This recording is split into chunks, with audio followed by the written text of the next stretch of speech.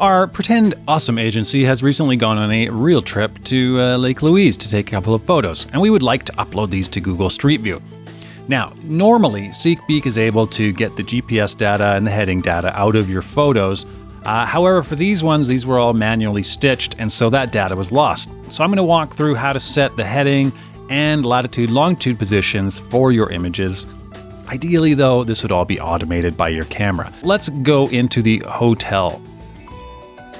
So this is a shot of the hotel, as you can see here, and I've taken another picture over here of this path, and then if you look over here at this boathouse, this is where the other picture is. In order for us to link the images together to create a tour, as well as to define the links in Google Street View, we simply need to do a snap hotspot. In order to keep things quick, I'm just going to do a quick jump hotspot. And the boathouse, I can just put it over here, and the path, I can just put it over here.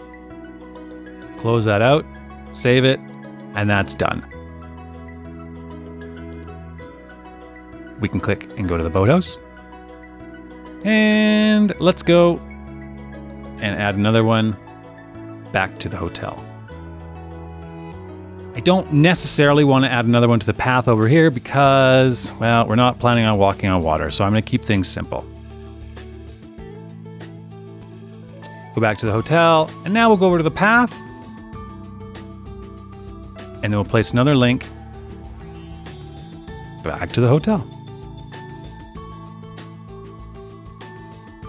So as far as linking all of the images together, that's all you need to do. This is going to give Google Street View enough data to say that these images are linked, and this also makes a nice little walking tour in SeekBeak. Of course, you still have all the thumbnails and all the other ways to navigate, but that's for another video. How do we set the latitude and longitude as well as the northern heading? There's a few ways to do that, like most things in SeekBeak. We could do it from the images here. If we went into Google Maps and got the latitude and longitude, we could pop them in here manually. We can also set the heading.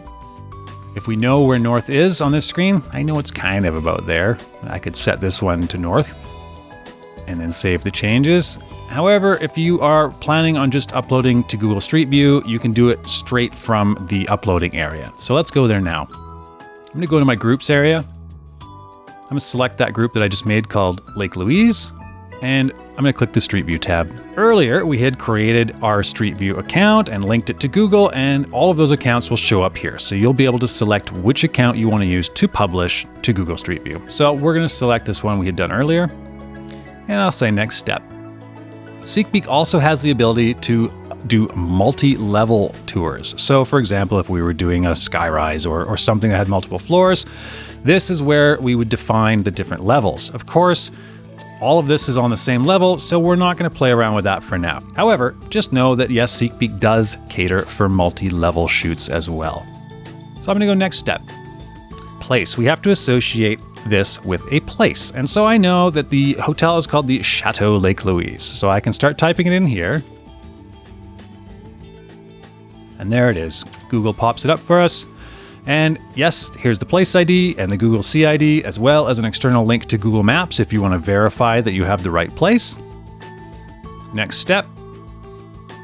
And I get this message that pops up. It says, hey, you have the following snaps with no latitude or longitude coordinates set. You must set both of them, as well as the heading, for them to work properly on Google Street View. It says they've been placed at the center of the Chateau Lake Louise. And so we can see here they are. Here's those ones that I have uploaded. The boathouse, the path, and the hotel. And you'll notice that there is this automatic linked red line between them, and that is done by SeekBeak because it knows that you had linked them together with those hotspots earlier. So if I zoom out, we'll be able to get a much better picture of where things are. The boathouse I know is down around here, so I can drag that. Well, let's do it about there. The path is around this area here, and the hotel was taken right there.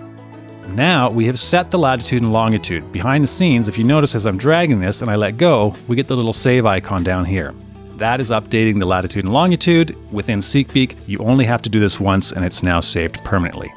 If we go back to our snaps, the path, for example, and we open up the properties, sure enough, you can see that they have been updated.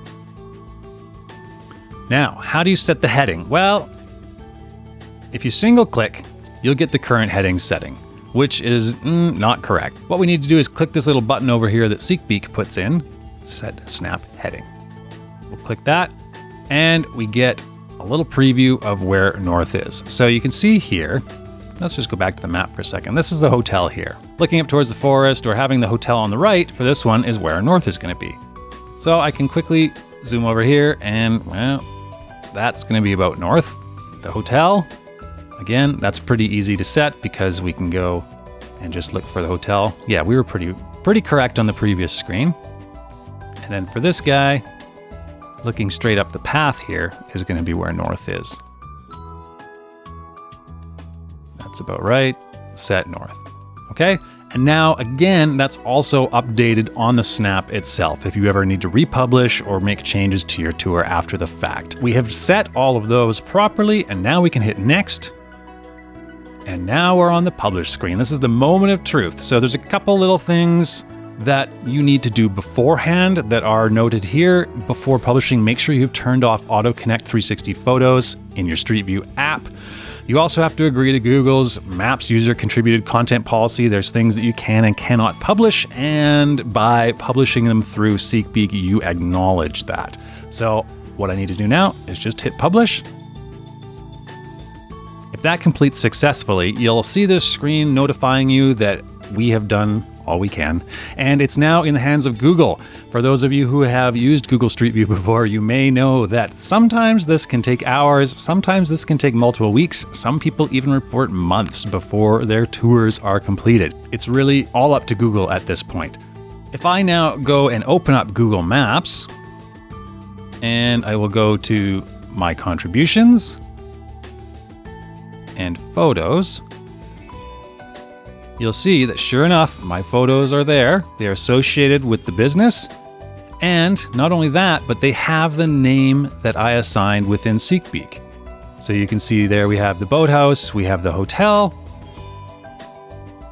and we have the path. The name of your snap is also carried over into Google Street View. You'll notice that there's currently no arrows. I've found it can take sometimes several days, if not weeks, before those show up. You can also double check your headings are correct by looking at the little guy down here. So you can see I am looking at the lake, and I certainly am. And as I spin over here, I now should be looking at the hotel, which I am. So we're sure now that our headings also copied over properly from SeekBeak. You can see here, again, looking at the lake, spin around, and now we're looking at the hotel. And that's how easy it is to upload to Google Street View using SeekBeak.